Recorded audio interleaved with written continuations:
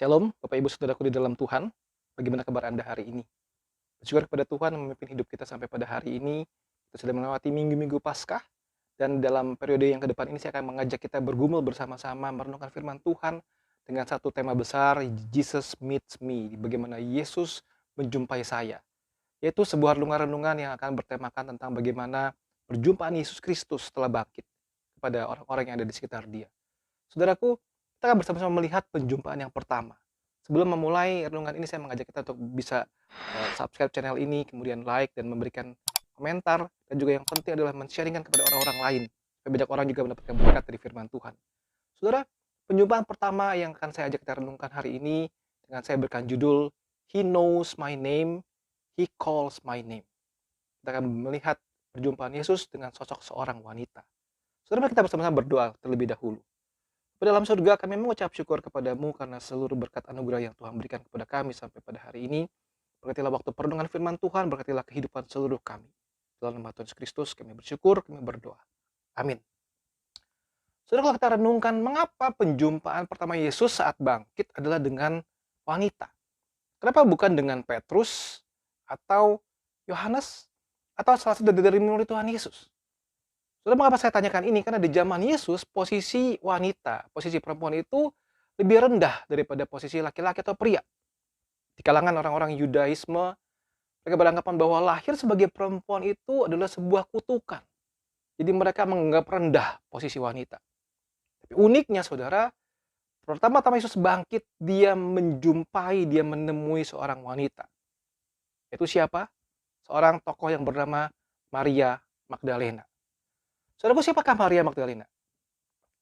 Dia adalah seorang wanita yang ikut dalam pelayanan bersama-sama dengan para murid setelah dia dipulihkan dari kerasukan 7 roh jahat. Saudara, saya tampilkan ayatnya dari Lukas 8, 1-3. Tidak lama sesudah itu, Yesus berjalan berkeliling dari kota ke kota dan dari desa ke desa, memberitakan Injil Kerajaan Allah. Kedua belas muridnya bersama-sama dengan dia, dan juga beberapa orang perempuan yang telah disembuhkan dari roh jahat atau berbagai penyakit. Saya perhatikan, yaitu Maria yang disebut Magdalena, yang telah dibebaskan dari 7 roh jahat. Yohana, istri Kusa, dan dari Herodes. Susana, dan banyak perempuan lain. Perempuan-perempuan ini melayani rombongan itu dengan kekayaan mereka. Kita bisa memahami di sini bahwa Maria Magdalena ikut dalam pelayanan bersama dengan Tuhan Yesus dan para muridnya, dan melayani rombongan dengan kekayaan mereka. Saudara, Maria Magdalena adalah seorang yang backgroundnya mungkin orang kaya. Dia ikut, dia merasa dibebaskan dari 7 roh jahat, dan dia mau bersama-sama dengan para murid Tuhan Yesus, dan dia melayani di sana. Tapi Maria Magdalena pun adalah tokoh yang hadir saat Yesus disalib, saat Yesus mati, dan saat Yesus dikuburkan. Luar biasa. Saudara, saya akan tampilkan ayatnya, Matius 27, 55-56, saya bacakan yang 56. Di antara mereka terdapat Maria Magdalena, dan Maria ibu Yakobus dan Yusuf, dan ibu anak-anak Zebedius, waktu Yesus mulai dalam proses dia disalib. Yohanes 19 ayat 25, dan dekat salib Yesus berdiri ibunya dan saudara ibunya Maria, istri Klopas, dan Maria Magdalena. Kemudian saat dia dikubur, Markus 15 ayat 40, Markus 15 ayat 47, Maria Magdalena dan Maria ibu Yoses melihat di mana Yesus dibaringkan. Jadi sosok Maria Magdalena ini sosok yang ikut menyertai sampai akhirnya, saudara.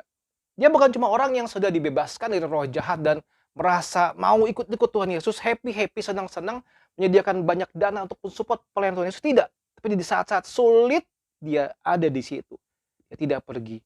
Dia tetap ada di situ. Bahkan saudara, kisah kebangkitan Yesus yang dicatat dalam Injil Yohanes 20, ayat 1-10. Saya tampilkan ayatnya.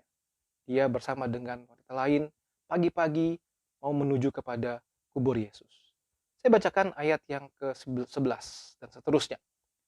Tapi Maria berdiri dekat kubur itu dan menangis. Sambil menangis, ia menjenguk ke dalam kubur itu. Tampaklah olehnya 2 orang malaikat berpakaian putih, yang seorang duduk sebelah kepala, yang lain duduk sebelah kaki di tempat mayat Yesus terbaring. Kata malaikat-malaikat itu kepadanya, "Ibu, mengapa engkau menangis?" Jawab Maria kepada mereka, "Tuhanku telah diambil orang dan aku tidak tahu di mana ia diletakkan." Sesudah berkata demikian, ia menoleh ke belakang, melihat Yesus berdiri di situ, tetapi ia tidak tahu bahwa itu adalah Yesus. Ayat 15. Yesus kepadanya, "Ibu, mengapa engkau menangis? Siapakah yang kau cari?" Maria menyangka orang itu adalah penunggu taman, lalu berkata kepadanya, "Tuan, jikalau Tuhan yang mengambil dia, katakanlah kepadaku di mana Tuhan meletakkan dia supaya aku dapat mengambilnya." Yesus kepadanya, "Maria." Maria berpaling dan berkata kepadanya dalam bahasa Ibrani, "Rabuni," artinya guru. Yesus kepadanya, "Janganlah engkau memegang aku sebab aku belum pergi kepada Bapa. Ya, pergilah kepada saudara-saudaraku dan katakanlah kepada mereka bahwa sekarang aku akan pergi kepada Bapakku dan Bapamu, kepada Allahku dan Allahmu." Maria Magdalena pergi berkata kepada murid-murid, "Aku telah melihat Tuhan." Juga bahwa ia mengatakan hal-hal itu kepadanya. Saudara, sungguh luar biasa peristiwa ini. Kalau kita mau mendramatisir peristiwa ini, peristiwa yang sangat luar biasa sekali. Saudara, dari semua peristiwa yang terjadi, semua kesulitan terjadi, Maria Magdalena ada di situ dan di pagi-pagi itu dia pun ada di situ, dia mencari, dia ingin menghampiri kubur Yesus. Apa yang membuat dia begitu setia kepada Tuhan? Berapa hal yang bisa kita pelajari dari kehidupan Maria Magdalena? Yang pertama, satu ucapan syukur itu seharusnya bisa mendorong kita untuk setia mengikut Tuhan. Apa yang dilakukan oleh Maria Magdalena? Waktu dia disembuhkan dari 7 roh jahat yang merasuki tubuh dia. Itu suatu peristiwa yang membuat dia begitu bersyukur kepada Tuhan Yesus. Dan dia, dengan ucapan syukur itu, dia berjalan mengikut Yesus. Berjalan mengikut Yesus. Seharusnya kehidupan kita pun didorong oleh ucapan syukur. Dan yang kedua, saudara, your past doesn't matter when you are in Christ. Masa lalumu tidak jadi masalah waktu engkau di dalam Tuhan. Sudah kita tidak tahu mengapa Maria Magdalena bisa dirasuki oleh 7 roh jahat. Nggak tahu bagaimana kehidupan yang dahulu ya. Tapi kalau kita melihat seperti itu, orang yang sudah diasingkan oleh orang, dibuang oleh orang, kerasukan roh jahat, tidak perlu dilihat orang lagi, tetapi malahan Yesus memanggil dia, Yesus menyembuhkan dia. Dan waktu dia sudah berubah, disembuhkan oleh Tuhan, masa lalu itu tidak jadi masalah waktu dia di dalam Tuhan. Yesus bisa memakai kelemahan-kelemahan kita dalam masa lalu kita untuk kemuliaan nama Tuhan, bahkan untuk memalukan dunia, saudara. Saudara, yang ketiga yang bisa kita pelajari adalah Yesus mengingat nama kita, bahkan Yesus memanggil nama kita. Saudara, waktu pergumulan Maria Magdalena itu, dia menuduh Yesus, "Kalau memang kau yang mengambil mayat Tuanku, tolong dong kasih tahu di mana dia." Begitu ya. Kemudian ayat 16 Yesus berkata kepadanya, "Maria." Baru dia merasa klik gitu ya, berpaling dan berkata kepada Yesus dalam bahasa Ibrani, "Rabuni," artinya guru. Saudaraku, di tengah-tengah segala kesulitan yang Maria alami pada waktu itu, kesedihan yang mendalam, mungkin matanya tertutup oleh air mata yang begitu deras mengalir, ketakutan begitu deras mengalir, sampai dia salah mengerti siapa Yesus. Tapi waktu dia mendengar Yesus berkata, "Maria," dia langsung ingat. Saudaraku sekalian, Yesus memanggil kita. Yesus tahu nama kita. Dia tahu segala macam kesulitan kita.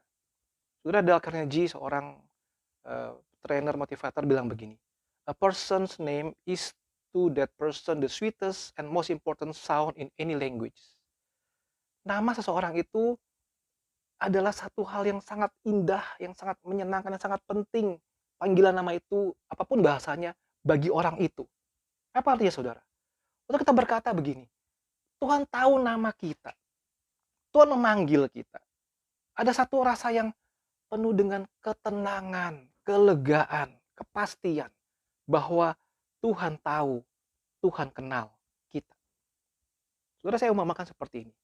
Jikalau satu orang anak umur 4-5 tahun, ya, bersama dengan orang tuanya, kemudian dia terlepas dari genggaman tangan orang tuanya, di tengah-tengah keramaian, di sebuah negara yang tidak berbahasa tidak berbahasa Indonesia. Kemudian dia bingung, dia nangis, dia ketakutan kesana sini, dia tidak kenal semuanya. Lalu ada suara ibunya yang dengan lembut memanggil namanya dia. Saudara, panggilan itu menjadi sebuah panggilan yang penuh dengan arti dan ucapan syukur karena dia dipanggil, dia dikenal. Dan dia tahu bahwa ada ibunya di sekitar situ. Saudara bisa bayangkan peristiwa itu.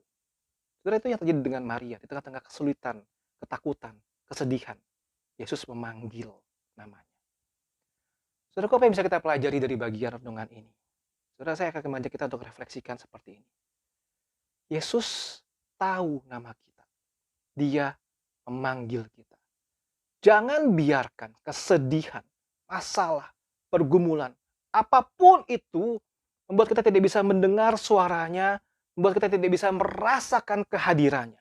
Karena pada kenyataannya, di tengah-tengah situasi seperti itu pun, Yesus tahu nama kita, dan Yesus memanggil nama kita. Ada sebuah pujian dari tahun 2005. Ya. He knows my name. Saya tampilkan lirik lagunya. Saya akan tampilkan juga link YouTube-nya nanti. Saya bisa lihat di situ.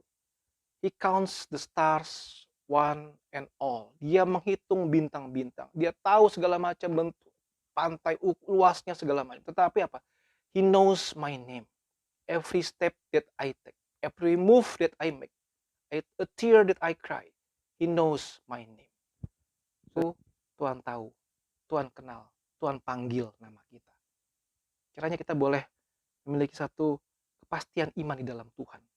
Setelah situasi-situasi yang sulit apapun, tetap tenang di hadapan Tuhan. Dengar panggilannya. Panggilan yang sungguh-sungguh memberikan kita perjumpaan yang sungguh-sungguh luar biasa. Karena Tuhan tahu dan Tuhan memanggil nama kita.